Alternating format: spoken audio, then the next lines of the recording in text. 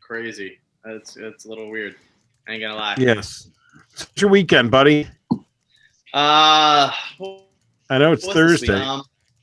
Yeah, it's been a crazy week. I'm in Florida right now, and it's funny because a lot of people think that you just DJ and that's it, all you do. You're getting music all week, you're preparing, you're doing sales, but like there's all the other business stuff that you have to do. Like if you have an office, dealing with that.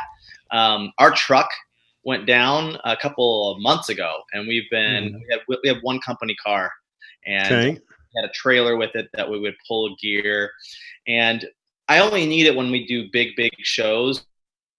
Our guys are self-sufficient, so we don't use it all that much, but it was coming to a head where we're coming into season, starting this weekend really, and so we needed to figure out this vehicle situation, and I needed a new engine, which was going to be like 45 hundo to replace it.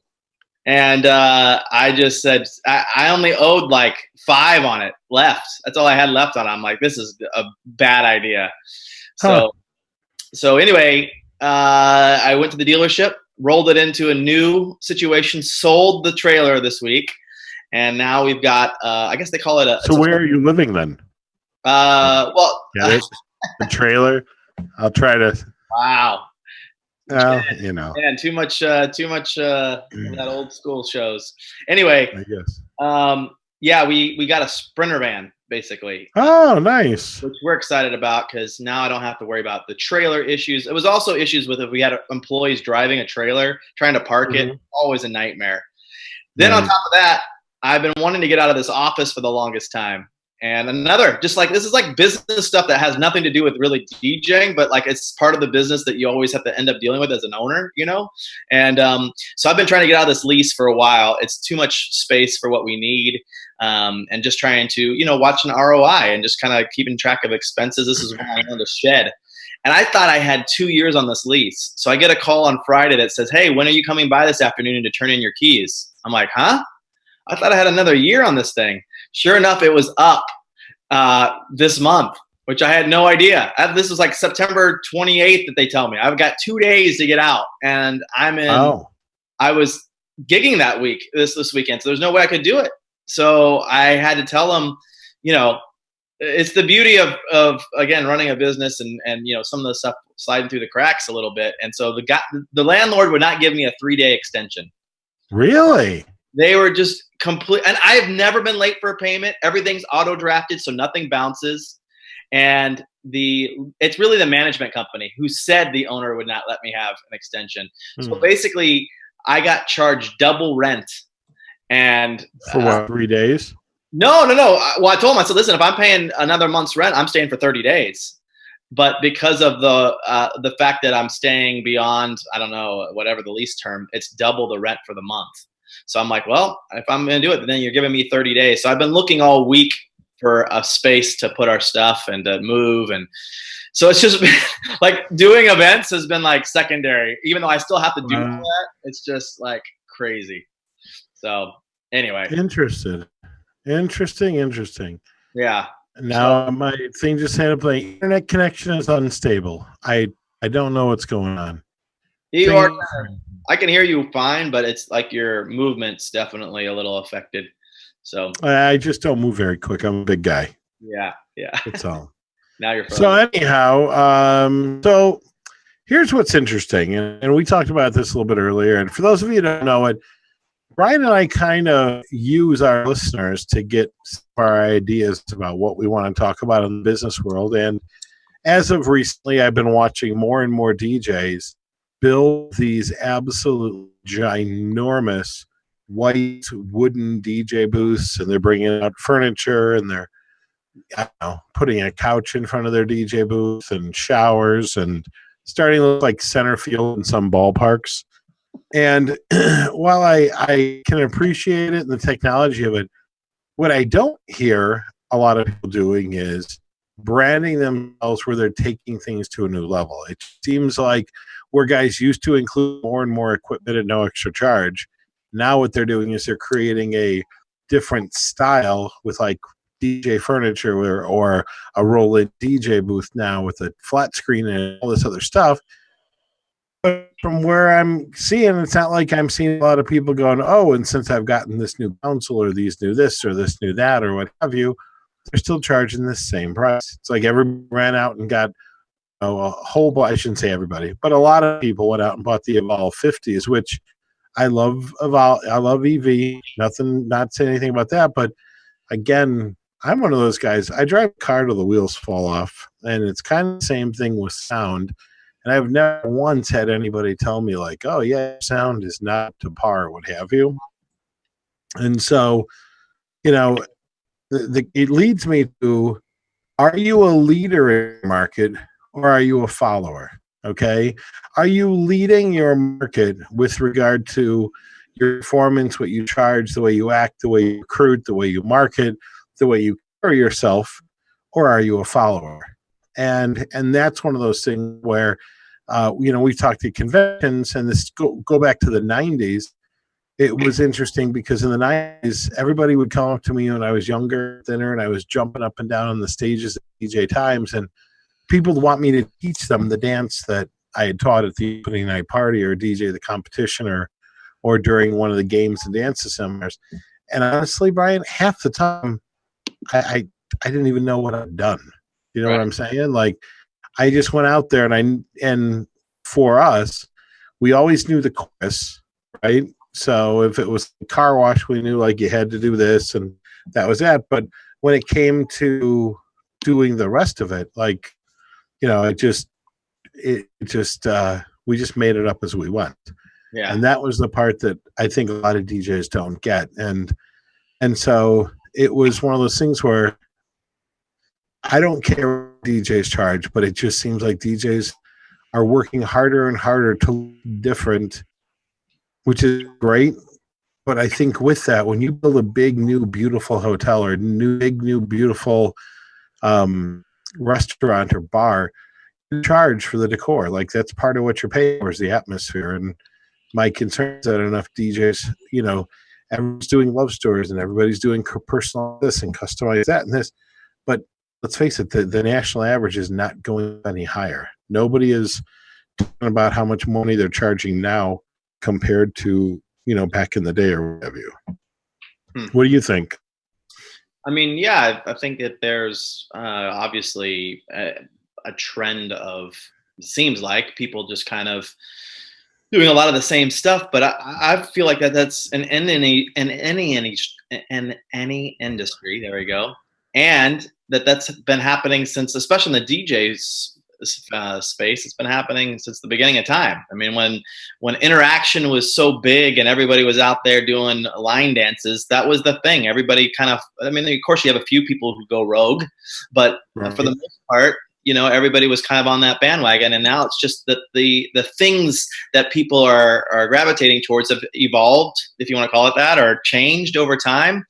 But I don't think we're, immune to that from any other industry that does the same thing. I mean, whether it's conventions, I mean, look at conventions as a great example. Those have evolved over time as well. What one people thought was great in the 90s has evolved to more and better things. And now you see it all around the board. So it's just kind of catching the technology wave and just riding that, But but again, you're paying more for different things, like when people are bringing furniture to conventions, there's a fee for it. It's not just thrown in. And that the DJ industry, by and large, wants to look different, whether they're buying moving lights or they're adding white scrims or they're adding a scrim.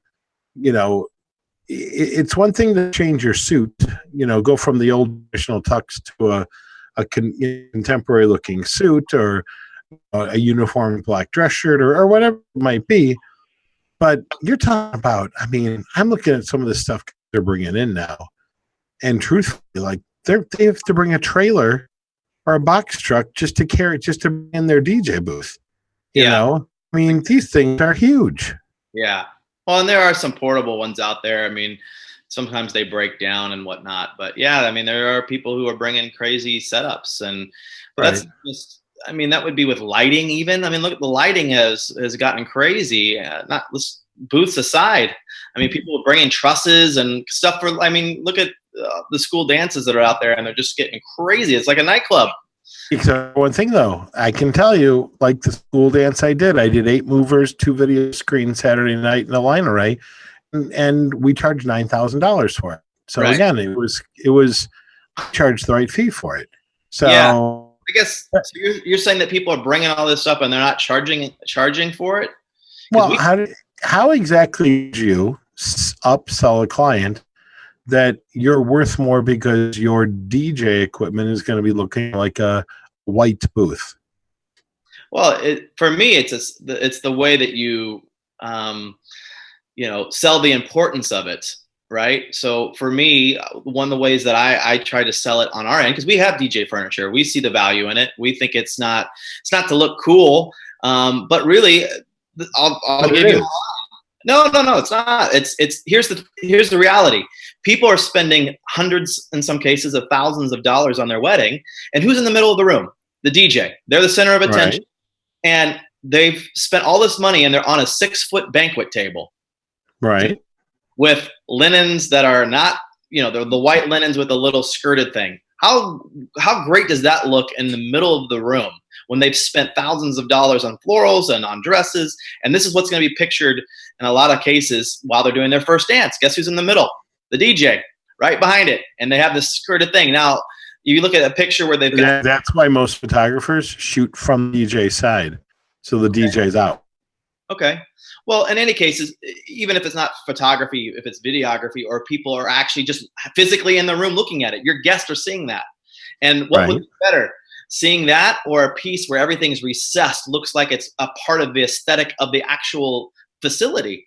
You're outside, you got a wooden. But now that's the other interesting thing is, if it looks so good that it looks like it's something from the facility, they just assume that it's part of the facility. The average guest looks at it, gets part of the facility. Well, that's where your social becomes really important, and you're explaining these things that, like, listen, when you show it on, on an Instagram post or a Facebook post, you're saying this is what we offer. This is how we can change your room. This is how we are different. This is why we can charge more, because we don't just have one style. We don't just bring our 6-foot table and it's always going to be white no matter what the room is. We fit it to what it's going to look like. We have certain places that are futuristic looking and it's very modern, postmodern. We're not going to bring in a wooden table because it just wouldn't fit. So we look at a lot of the things before determining what's best for their event. And again, that goes back to the whole thing of customizing. That's what clients want. They want to feel like their event is the only one that you're doing, and you have their event in mind when you're putting it together. They're not just lumped into the package that comes with just, DJs. But the question is, how many people are willing to pay for it?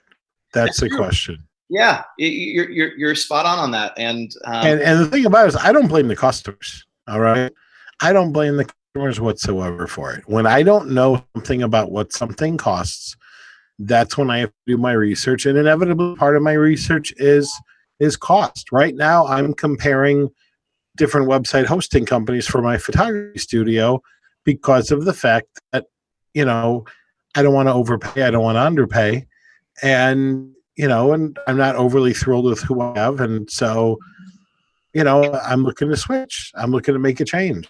So, well, that's where the education from the DJ is important, for them to explain why they have what they have and why they think it's important. But again, when you do that, it's important that you keep in mind their event, not just some random, like, hey, this is what we sell for DJs. Like, does it make sense? Is it something that's part of who you are, and part of your brand, if you will, that, hey, we're going to bring things that are going to be customized. We talk about that with speakers too. No one cares what brand we use, but they want to know that what they're going to hear is going to fit for their guest count. So when I'm talking about speakers, I'm not even talking about like what brand I use or I don't either. Aesthetics, though, because there are some people, and maybe because I'm dealing with, in a lot of cases, a little high end events where that stuff really does matter. But they want to make sure that it's not a black speaker is going to be in the room when the place is all white. How are you going to make yours kind of almost blend in, if you will? And there is that discussion that comes into play. And again, that makes them think like, gosh, this guy's thinking more than just about the music. He's thinking about like the overall appearance, the way he comes dressed. We talk about that during the call. Does that have anything to do with DJ DJing? No, but it's me thinking of the overall event experience and me being cognizant that it's not just the music, although that is huge. It's a big piece of it, but that we're thinking more beyond that to make their experience even better. I just wonder how many people are paying for the decor side of what DJs are doing today. Well, I mean, I saw in one of the groups somebody was doing a barn wedding and they made a facade out of the wood from Skid and they repurposed it, painted it. It looked great. And in that setting, it looked fantastic. Right. The question being is, you ever notice how when something's done really, really well, you don't really notice because it almost seems so natural? Right. You know, like have you ever ice skated? No, can't say I have. I mean, I've faked it. Okay. So you've had a pair of skates on. Yeah. I'm terrible at it. Yeah. So, but you see figure skaters, they make it look so incredibly easy. Yeah. And absolutely. you think somehow naturally, like somehow you have this unknown God-given gift that you're just going to go out there, hit it, and then off you go. But if you've ever worn ice skates, you know, like they're horrible. They're like they're crazy difficult to balance on and such, and that's it. So, you know, it's one of those things where sometimes I think when things look too easy, you take it for granted. And in this case, I think that all of the DJs are bringing out, the average consumer just, they don't even think about where it's coming from. And too many DJs just include everything in, which, and that's just only one example. Our whole show today is about, are you a leader or are you a follower? And even some of the so-called leaders within, I won't even hear, but what I even see here in Chicago is a tremendous amount of people who have gone to workshops by other people, Mark Farrell or Randy Bartlett or whomever. And the thing about it is they're not taking the spirit of it. They're doing it literally. And if you've ever studied improv or if you've ever gone for sketch comedy training or anything like that, they don't teach you how to tell, you know, they don't teach you jokes. Right. And then you go out and you tell them. They teach you how to tell a joke. And that's what it feels like a lot of DJs quite get. You know, they respect Brian B, they respect Rooney G, they respect whomever. Then they'll just plain blank say, like, when you do an old school set, you know, like, and it's like, you know, rap, what do you play? Right. And they're not discovering it on their own. They literally want to know your set. Right. And that's the hard part about the industry is that by and large, I don't think we're creative enough to stand out. Right. Everybody thinks that they're leading their industry, but the question is, are they leading their industry? Right. You know, are they leading their market? Yeah. And I mean, to that point, I think that a couple things. One is, there's that old adage that there's nothing new under the sun, right? So nothing's original anymore. I mean, everything's been done, but there is a remix to, you know, pun it up a little. And, you know, I personally, you know, I look for ways to tweak anything that I see to fit what we do and fit our vibe. And, you know, some people, when it comes to like your dancing stuff that you were doing and people asking you, I mean, you were naturally gifted potentially in that way, or you spent a lot of time having done it. One of the two. It's gotta be. And some people want to shortcut it and they try to get there, or maybe they're not gifted in that respect. I'll tell you, for me, where one of my struggles has always been on the mic. More ad-lib stuff, it just doesn't come natural to me. So you know what I had to do? I had to watch and study a lot of great MCs. I mean, people like, one of my tricks was I was watching, I would watch live concerts with like Flo Rida and who else? And Snoop Dogg, and just watch how they would talk over their songs, or like, you know, key the chorus, or how they would do that. And then I would try to, you know, put my own spin on it, but I would know when to say it, or give me ideas on how to say it. And so, and the only reason why I had to do it that way is because I just naturally wasn't gifted there. And I never had that, you know, gene, if you will, to make that happen. But then some people will look at me, our younger DJs will ask me like, well, how did you know to play that? And honestly, it's just like, it's just time. It's just experience in doing it. I'm giving people sets because it doesn't always work. And then I mean, there are some songs that will almost always work, but they're not always 100%, you know? So I got one of our guys who constantly is asking me for my set lists.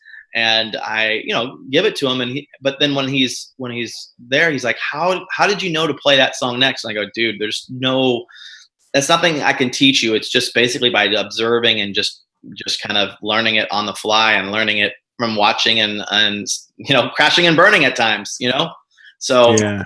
But one last thing with the followers thing I wanted to hit on before we move on to that part is that I do think that there is a need and for both leaders and followers. Not everybody is gifted to be a leader.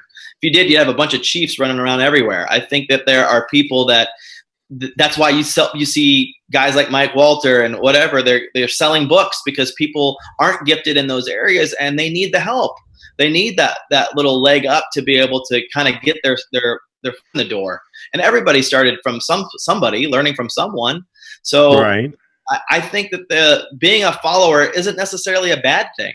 I think right. there's room for that. Now, there's a thing, but there's a matter of following, and then there's copying. Okay, and here's the interesting thing: we're going to start coming in very shortly into corporate Christmas party booking season, right? Yeah. And we're all going to get a phone call from the human resource director, secretary, or the owner's wife of the company, and she's going to inevitably say, "Hi, are you guys available for this day?" And you go, "Yeah." And then one of the first things out of their mouth, I hate this time of year, is, "Do you guys offer karaoke?" And some guys will just say, "Oh yeah, sure, it's however much money," or some people say no. But nobody, very, very rarely will I find people that have said, "Why do you ask?" And really what it comes down to is they went somewhere where they saw karaoke, like they were on a cruise or they were at an all-inclusive resort, and everybody was going crazy for it. But it was a totally different environment. Or they wandered into a bar that does it regularly and has 20 regulars that sing like crazy and they applaud for each other and the whole thing. So it looks like fun. And when you explain to them that, it's a different environment, they wind up, ultimately what they want to know is that people are going to have a time. And that's where the sad part is, that the fact that they're asking leads me to believe that not enough DJs are explaining the night and walking people through the night, and this is how we get people up and dancing and such. I at one of the ADJ meetings recently, I taught how to give away a centerpiece, and it's like a fun little game. I've been doing it for so long that it's second nature to me. And we were walking somebody through something, I don't know, somehow we got on the subject of it, and the interesting thing about it was that I went and I explained it. And one of the guys from ADJ thought, he's like, "Oh, this is great." Past weekend, he did the thing that I had done, that I had taught everybody, and he called me last night, which was really nice. And he said, "Hey," he goes, "I got to give you props for something." And I go, "What's that?" He goes, "That center, the game you did." And I said, "Yeah." He goes, "I did it for the first time," and he goes, "It went over huge. And it felt great. And that's why I felt like a leader. And part of that's by attending conferences and tuning in shows like ours and reading. But at the same point in time, I've seen 40 different versions of it. I just found the version that I think works for me. Like I've made it my own. I took the spirit of what the idea was, and then I turned around and made it my own. So I changed things up in it, and I tried to make things appear organic, that I've even directed to go the way that I want to. But again, this is one of those things where this guy's super talented, super creative, but he goes, "I did your game," and I was flattered. At the same point in time, I'm like, "No, why didn't you just do your own game?" You know what I mean? Like, right. That's where I'm thinking maybe this is like he just said, he's never done that game before. He has to try something that, at an event, maybe he didn't have the time to do it, and he wanted to be safe and take something that he had felt was going to work. When I was trying routines, back in the day when I wasn't a great mixer, I would look at the greatest mixes that I saw, and I would try those before I would feel comfortable to experiment on my own. And there's nothing wrong. I think that's just, again, it's a growth thing. Now, if you saw me, if from year 1 you saw that, and year 10 I was still doing that, then that's a problem. Right. But if you're starting that way and then all of a sudden you start to evolve and get better, then that's just the steps you need to take to get going. It's like training wheels on a bicycle. You're not going to just put a person on a bike and say, okay, go ahead and start riding. No. You're learning through watching other people. It's the same situation. You just got the training wheels on right now until you're on your own, and you can. Right, but I think overall, people, like, I'm surrounded constantly by inspiration. Everywhere I go, every time I see stuff, like for me, and I know you more progressive in the sense that more like Nick Spinelli and Jason Jani, with regard to like sing-alongs and stuff. But here's what's funny is I will go to a piano bar just to see what people are screaming the loudest. When the guy out there, and I'm looking, where is he like not playing anymore, dropping music out to see them sing the chorus. I'm going, can I do that? Can I cut that? Maybe I need to edit that or what have you. That's awesome. That's where I gain my inspiration, but it seems like DJs sometimes are just following DJs, and sometimes I think it's the blind leading the blind. I mean, and sometimes I think you just need to call certain things what they are. Which is like, I do kids' birthday parties cheap, and I add, it's a DJ performance, but it's different because I give them all hats, or I have bubbles, or I have glow-in-the-dark necklaces, or I do. And to me, there's nothing wrong with it. Like, I'm one of those guys where I'm not a price shamer. If you're not charging a premium, I don't care. Because you know what? As long as you're putting your kid through college, paying your bills, doing whatever you got to do, us. So I don't know why we feel like price shaming is such a big thing here. Yeah. So, well, I mean, I've been in our industry for a while, so I think that kind of still has remnants of that going on, and so it's just part of our industry is relatively still new, to an extent. When you consider like guitars have been out for how many years, you know what I mean? Like different, if you're talking musical gear. So we're still not small. Well, we are small, but we're a young industry by musician standards. And so but there's an example though, going back to guitars, and maybe it's just because some people are far more creative. Like if you watch shows like The Voice or American Idol, just because it's easy, or America's Got Talent, you'll see somebody just completely gut a song and just totally change. Did you ever see the acoustic? There was like it was a big heavy set guy with a big old beard like me, and he did an acoustic version of Ice Ice Baby. I mean, it went viral. It was amazing. Like he was playing his guitar and he's like pounding on the back of it to keep a beat and stuff. I mean, it was so cool and it was so totally different. That's what I said. He took the spirit of the song, completely gutted it. Right. I even look at what and it's one of the biggest songs out, What a Wonderful World, and Somewhere Over the Rainbow, done by the big Hawaiian guy, on one take. In a studio at like 2:00 in the morning on a ukulele. Like that to me is what's inspiring. And I'm sorry, like I see that kind of stuff and I go, that's what belongs on social media. Right. Brian Bonacci like leading the electric slide again. Right. But that's how I feel about because that's something about mixing music. I think maybe you and Nick were talking about this not too long ago, but you were saying something along the lines that I don't know if you said it this way, but so I might be paraphrasing this incorrectly, but I thought I heard you say that mixing isn't that important because the average person doesn't really like. You could play the same 6 songs and they're going to work, right? But okay, let me back up. Let me be clear. I think that mixing is a tool in your toolbox that people need. And I've mixed for a very long time. I am nowhere near the mixer that I used to be. At the same point in time, I'm not a poser where you see all these guys that are just, doing the, and then they're just slumped. Like they're not even scratching and then bringing it over in an 8/16 count or whatever the song, fits, just slamming the shit out of it.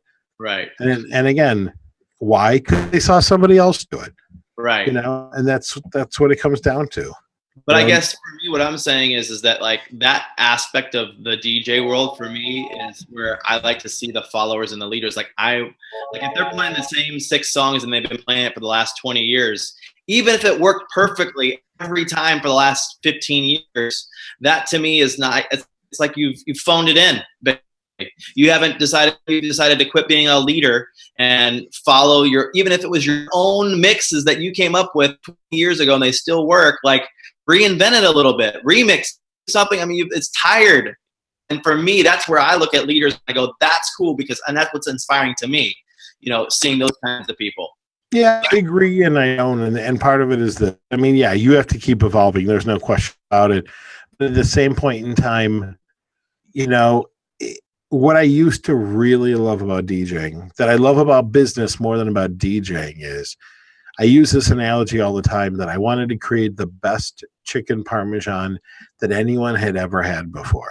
Mm-hmm. So in the DJ end of it, I wound up looking for the best mozzarella, and I used fresh mozzarella, and I used packaged mozzarella, and I did this, and I breaded it with panko breadcrumbs, or I breaded it with, whole grain breadcrumbs, and I used imported olive oil and extra virgin olive.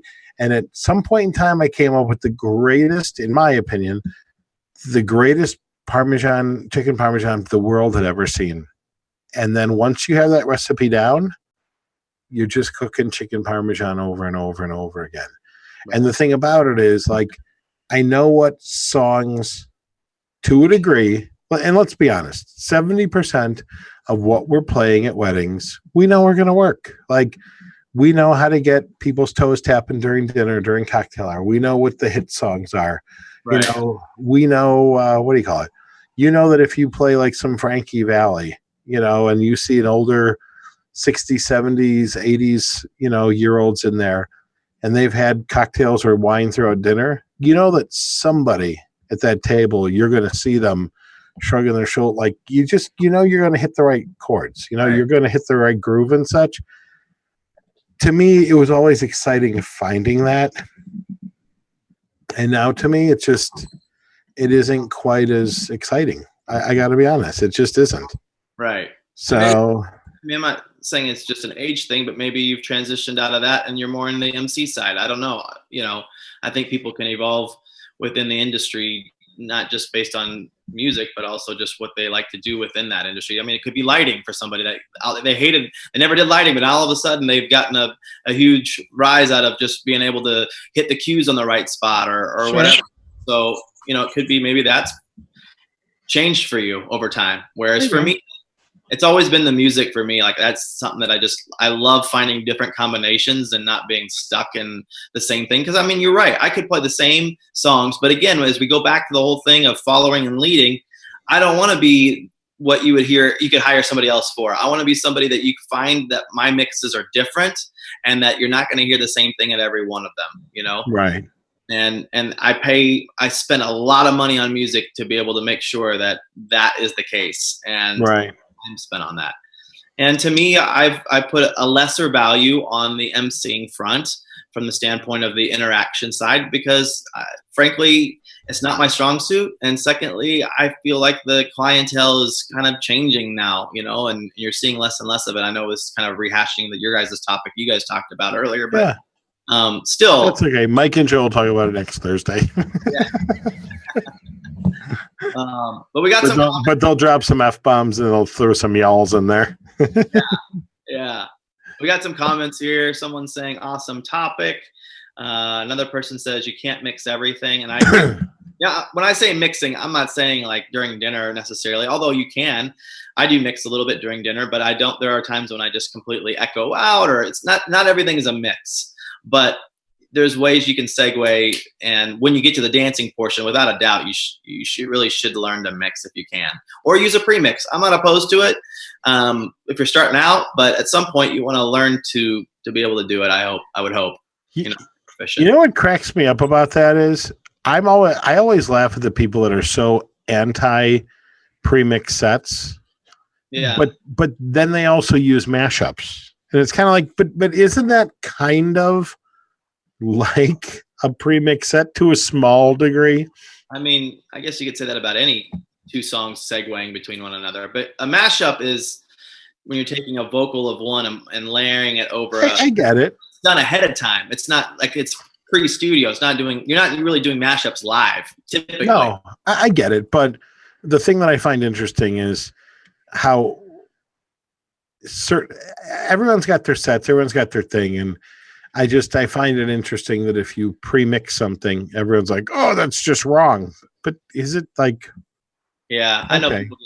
And to be honest with you, I probably would be one of those guys that would say, "Oh, you shouldn't be pre-mixing," but I just understand that there are people that's not their strong suit, and I'd rather, for the sake of the event, that it be better. And if they got to find somebody else's stuff, I mean, as long as they're not claiming it that it was theirs, that's where I draw the line. If you say this is you mixing it and it's not, and you're not being truthful about it, then to me that's kind of over the line there. But if you use a premix, I mean, it only helps me because then I can claim, hey, listen, I'm doing it live.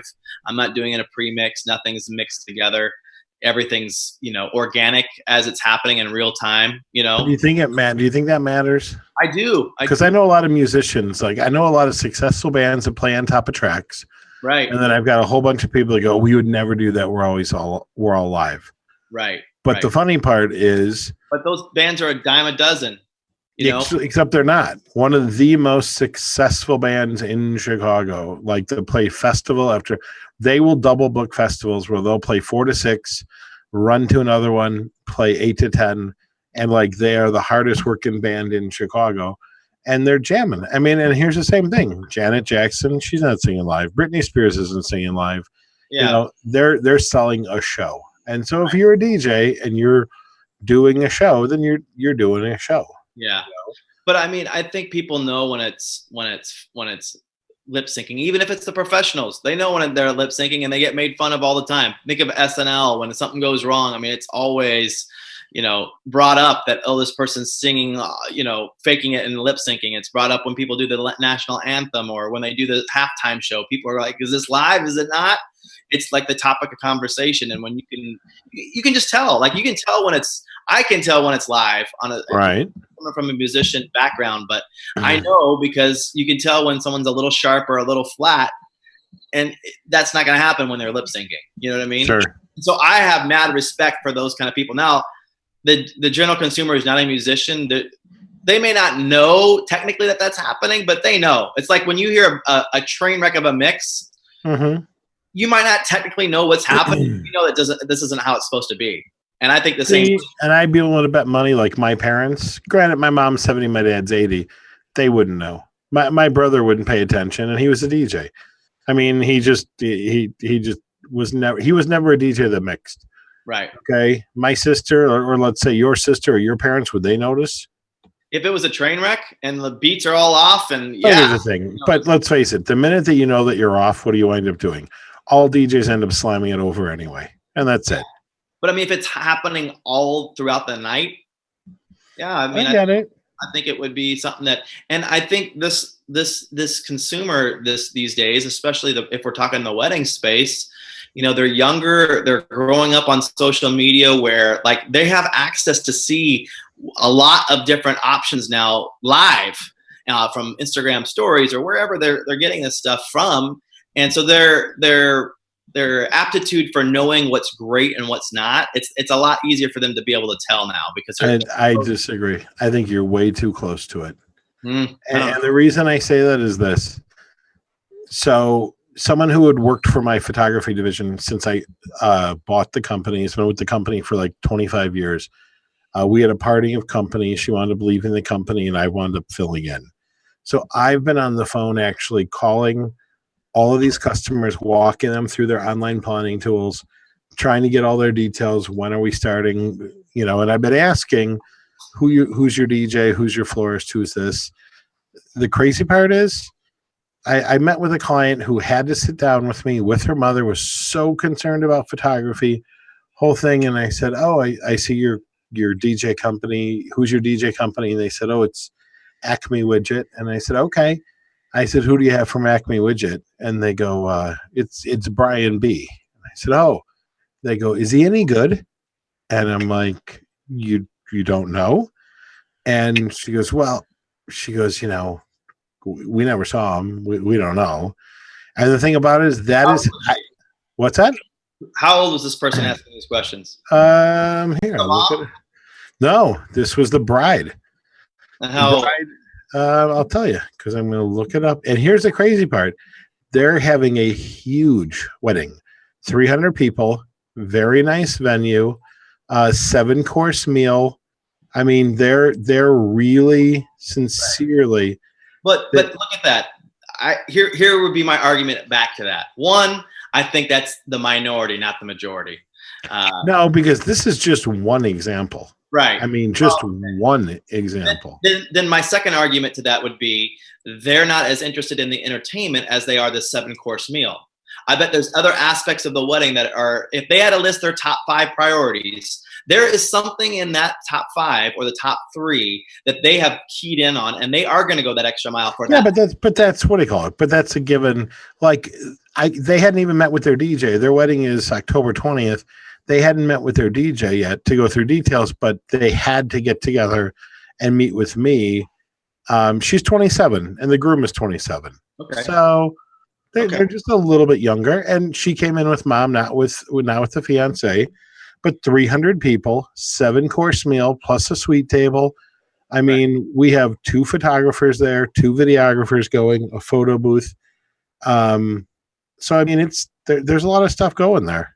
I think it could be then the other possibilities that we're attracting different clientele, people that sure we're attracting tend to look at that stuff. When you were talking to Nick a couple of weeks ago, and you're asking, how does he sell himself, and his answer to you was they find me on social media, and that's the kind of people that he's attracting is those folks that matters to them. His style resonates with them, and 99% of his bookings are coming from people finding him online.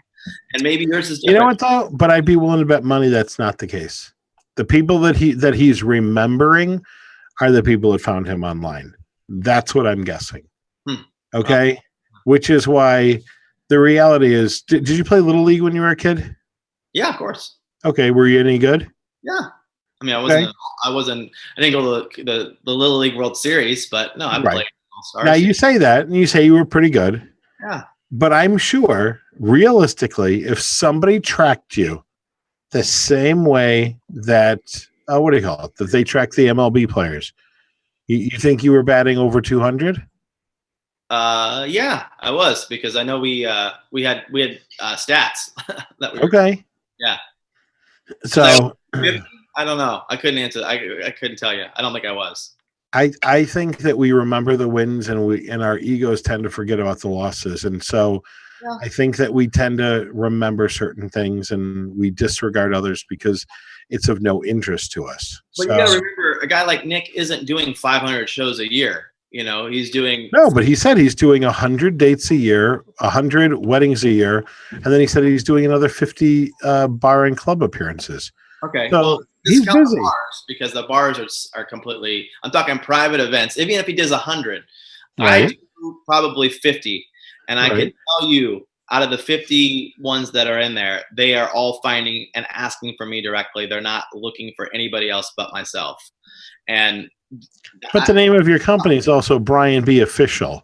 So who else would they be looking for? Well, let me back up then. My sub brand that I use, which is B-Boy Productions, that was what was the catalyst. And back then, when I was using that, they were still only, I had 10 guys on our staff at one point. So if they were asked, I wouldn't want to do the event unless it fit me perfectly. So unless they asked for me specifically, I was never volunteering myself. And every booking came because they were looking for me. Now you could say, he was the owner, and so maybe they wanted the owner.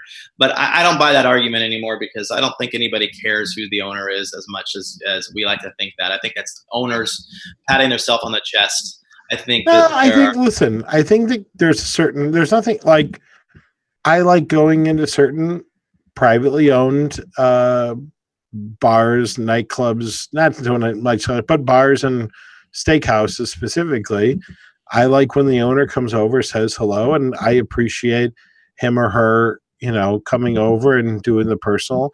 And I think I go to certain places because of the personal attention. I mean, there is no personal attention at a McDonald's or at a Panera. Right, but I'm not asking the owner to make the steak. Having him service the clients, I do that anyways with all of our guys, and they appreciate that, because guess what? The he's not even DJing the event, and yet he's calling to check in.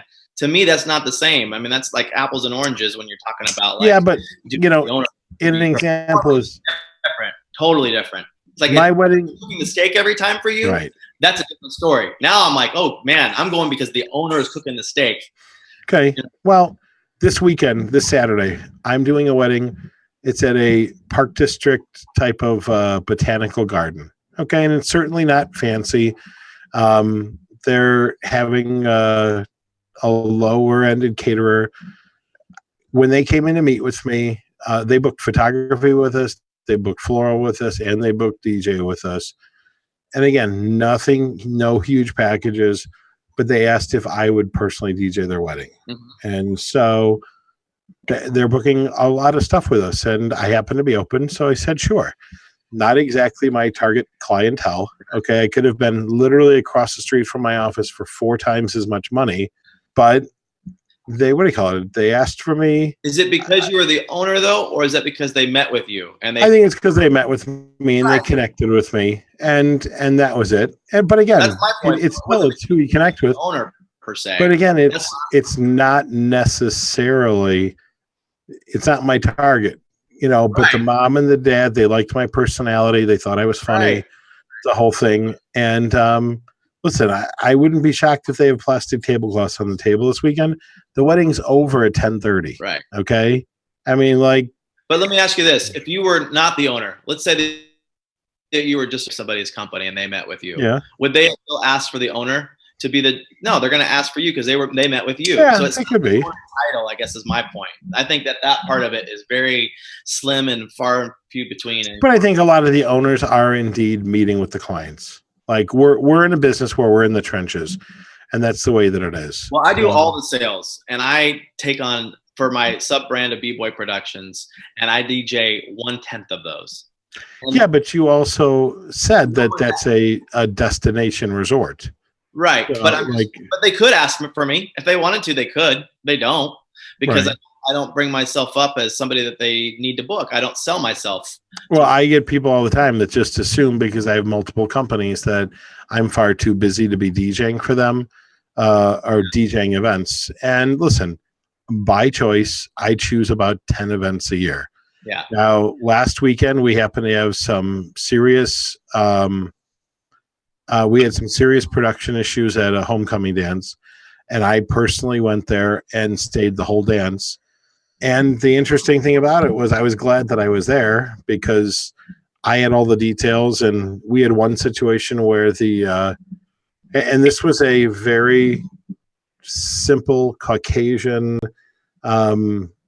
really good down-to-earth kids outside of the city of Chicago in a nice area. And when we had to reboot the lighting computer because the computer froze up, all the lights went dead, and we had 8 movers going and 8 park cans for color, and they just all went out. I mean, that was it. And we had done our stage to look like a runway so the MC could go out into the audience with people. And so the DJ was at the end of it was at the back of the stage, and the MC went out to it. But when that happened, I said, get out of whatever you're doing. And I said, let's go into Don't Stop Believin'. I said to Tavares, the MC, I said, get everybody to get their phone out. And you know what? I had 1,200 kids. My MC took the roll, got his hand up in the air with the thing, and turned around, and it made it look like it was intentional when we were really having to reboot the computer so that we needed, 2.5, 3 minutes. And then I told the DJ, go out of that into like a Taylor Swift sing-along, whatever. All the girls are screaming, going crazy, and it worked, Yeah. But I also knew this room I could do it in. If I had a more mixed audience, there's no way I could do it. But well, maybe you could. It just had to be different tracks, right? Yeah, something along those lines. But I knew it would work. I knew it.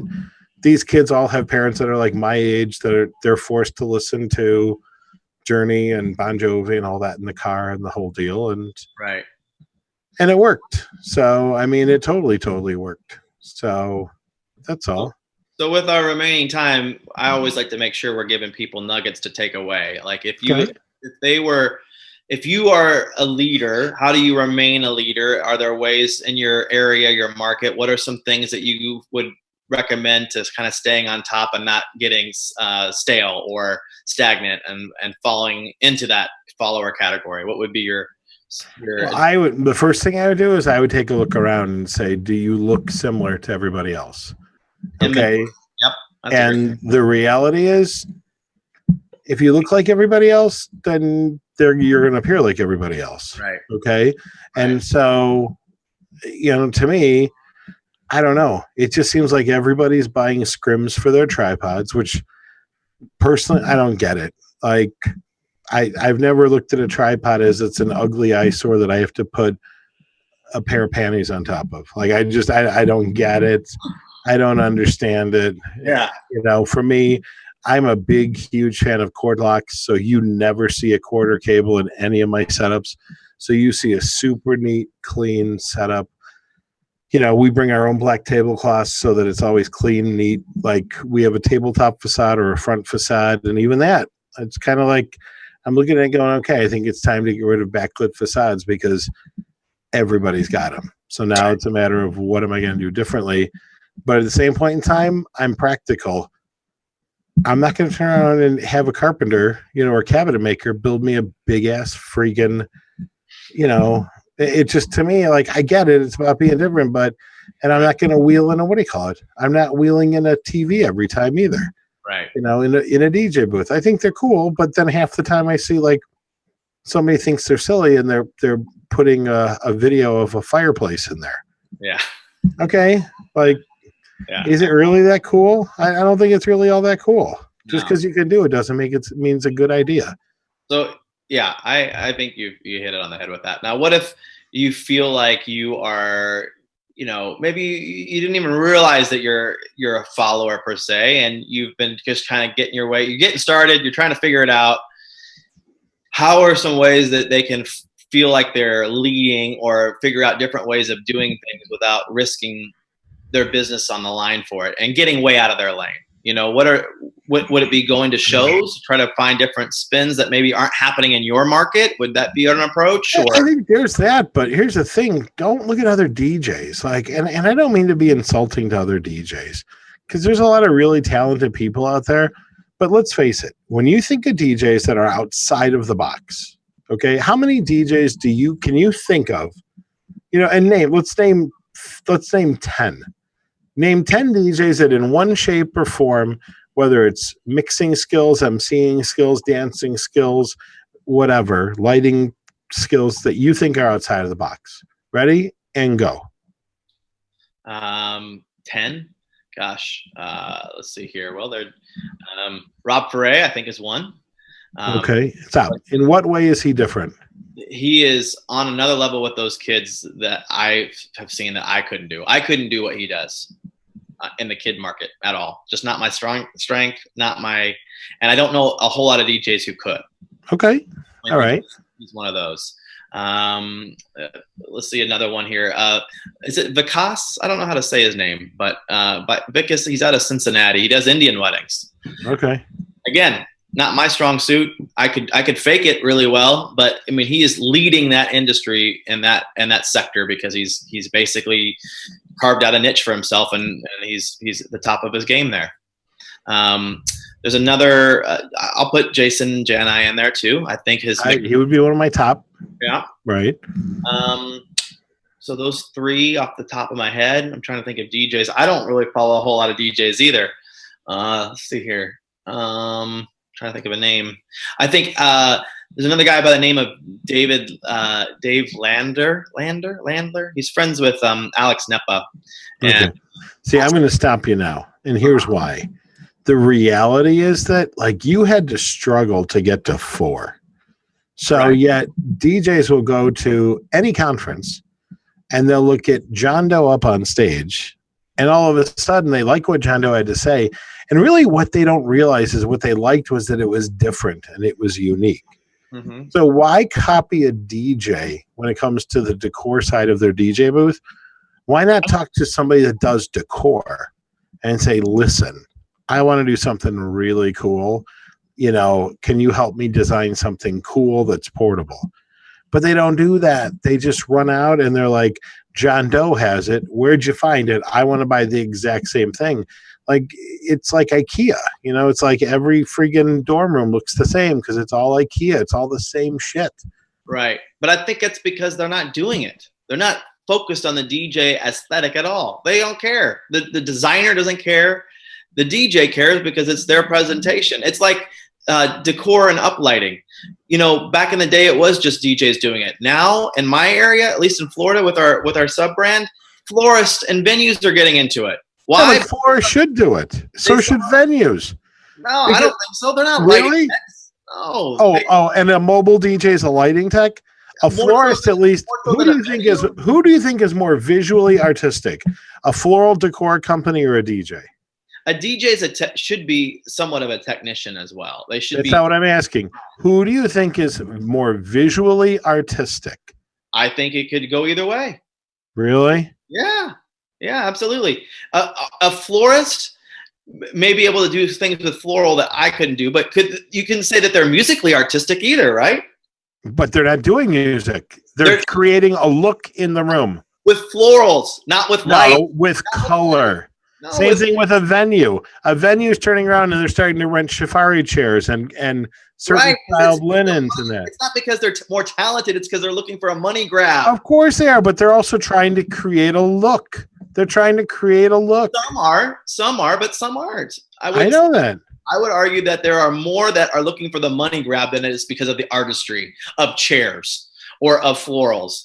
They're looking, trust me, if they didn't see an avenue to make money with it, if florals is your lane, stay in that lane then, right? Their lane is making a room look a certain way. But I could argue the same thing for a DJ, that their room is they're making it look and sound great. But no florals trying to make it sound anything. They're just trying to make it look a certain way. Okay, but it's with the eye. But their medium is florals. Now you're getting into lights, which is no. I call it decor. I think it's more than just that. Yeah, because it's not just that. Because a lot of times we're bringing even for one of my own guys, he wants a baseball orientated. What do you call it? He's having a baseball themed wedding reception. Okay, right. You met Daryl. Yeah. So we're creating for his place card table. We're simulating the ivy at Wrigley Field. And so we're doing a brick wall and we're doing it kind of like a DJ facade, but it'll be the opposite way. And we're going to hang live ivy on it and the whole thing on like a simulated brick wall that'll be pinned together just like just like a facade. And then we're going to physically paint on the yellow number and the whole deal. And it's decor. And guess what? We're going to also uplight it. So all right. Let me leave you with this one example. Yeah. This last wedding, I did a wedding here in Destin where I'm at now. And they paid for me to be there, the DJ, right? They got their decor uplights from their florist. Right. And the florist, and I am not joking, this was so bad. They went it was a money grab. Clearly a money grab. Now, their florals are fantastic, but they went to Home Depot and bought floodlights. Yeah, it's terrible. But listen, you can't say that you wouldn't expect that from a DJ either. No, but what I'm saying is that is definitely not their wheelhouse. They're doing it clearly, so you can't. The florist is always going to deliver. The experience is always be better because they have a guy. They're fantastic, but I think by and large, the florists are more creative when it comes to a visual appearance than DJs are. I don't know. I would disagree. Well, you're wrong every week we're on this show. So what can I tell you? Well, we are over, folks. So we probably should land this plane. And if we can, I still have a really bad internet connection, so I don't know what's going on. John, are you with us, buddy? Yes, I am. Awesome. Gotcha. And how do you feel? Who do you think is more visually creative, a floral decor company or a or a DJ? Or Jeremy Breck, who doesn't touch flowers at all, but can actually. I would have to probably give the nod to a DJ, and it's not for the meaning the better part of a DJ, because many DJs don't have a clue of how to design and build. And Jeremy Breck's a prime example of someone who can design and build. Most DJs think they're Jeremy Breck. One out of how many though? That have the skill level to do it right. You're probably talking maybe. Okay, but then let's go somewhere totally different. Did we lose Brian? Oh, there he is. He's there. So he's listening to someone agree with him. So let's go back to like the Cub Scout the days, where they would give you a box of random crap. Yep. And you had to make something creative out of it. It was like an old milk crate, and you had spray paint or whatever it was. You had an hour, and you had to create something. Who do you think is going to make something more visually creative, a florist or a DJ? I would say a florist is going to be able to take that and make something that's visually appealing. Right. A DJ is going to take that and they'll make something. Doesn't mean that they all have the skill to do it. I think you've got more consistency in the quality of what a florist can do in the eye that a florist would have, because they work on that scale. DJs like to think they're visual. And they're producing visual things. It's just a question of if their light show, which is a visual element, is a quality design or if it's a hodgepodge of crud. But I think that DJs consider themselves a very visual. And when it comes to the wedding, I think that many DJs have more of a visual impact on a wedding than the florist does. Yeah. That would be my thought. I think we lost him. There we go. He's back. He's back. Sorry. What's that? Let's just say he agreed with me and not you. I think that's where we landed. He's also from Minnesota. That's right. I mean, come on now. Look, he's got his most current music library behind him. He's got Def Leppard and Poison on vinyl. So please, let's not talk about current hip trendy guys. All right? I'm going to go grab my Pat Boone album. Just wait. We got to shut the show down. Okay, I'm sorry. I'll have to get it next time. All right. Okay, wrap this up. I got to get back in house. Yeah, I won't be around next weekend, so you'll have a guest with you, Casey, next week. I can see how visually creative you are with that big white wall behind you with nothing on it. Well, you're so creative with that internet connection you had tonight. It was. Oh, really? Very aesthetically pleasing when you're seeing it blurred every 2 seconds. It was really good. It's been a struggle tonight with the internet back and forth. Right, like I control the internet. You do. I thought you had all sorts of strings you could pull. Yeah. At least that's what you keep telling us. So, hey, speaking of connections and such, so we have to go back to an old rivalry of Chicago-style hot dogs versus those New York rat dogs that you guys have. So I'm happy to announce that I purchased a hot dog or a catering cart business. So not only do I love the Chicago dogs, but I love them enough that I actually bought a catering company so that we now supply the beautiful stainless steel with the huge umbrellas for late night snacks for classic Chicago style. That means no ketchup, mustard, relish, onions, the good stuff, baby.